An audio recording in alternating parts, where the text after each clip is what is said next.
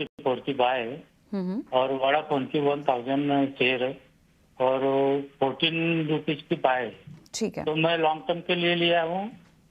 तो अभी मैं फिलहाल ये जानना चाहता हूँ या कंडीशन देखकर हम्म। बने रहूँ या एग्जिट कर।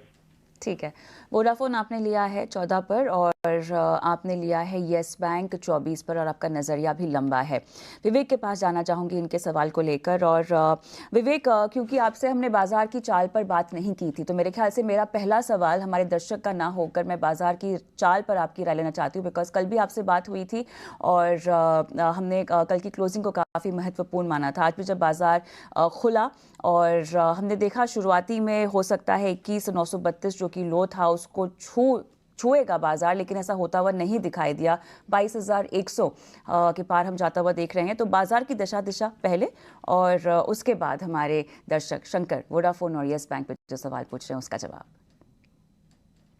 बाजार की बात कर रहे थे और मैंने बोला था कि निचले स्तरों में हो सकता है कि निफ्टी 21,940 टेस्ट करे, उसके बाद 21,835 और 21,625। तो आज आप अगर देखो तो लगभग मतलब एग्जैक्टली जो कल एक्सपेक्टेड था और नंबर्स मैंने बोला था 21,940 टेस्ट करके आज उसके बाद में बाउंस बैक हुआ है। तो ये पहला लेवल हो चुका है।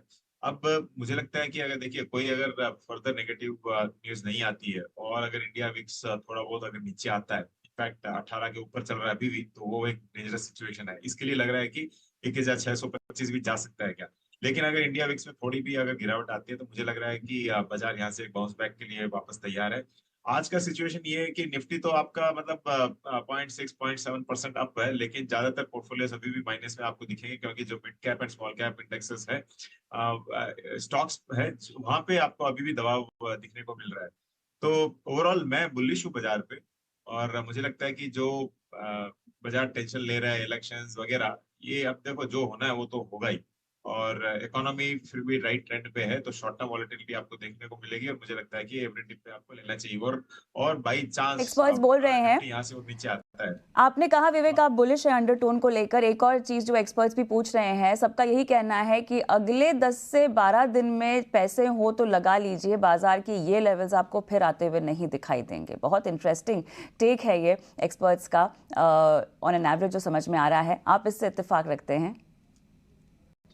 तो डेफिनेटली देखिए, जैसे मैंने कहा शॉर्ट टर्म में अगर बाजार नीचे आता है, और जो मैंने कहा 18,006 क्या नाम बोला था मैंने, एक्चुअली 18,625 है, एकदम पैनिक सिचुएशन।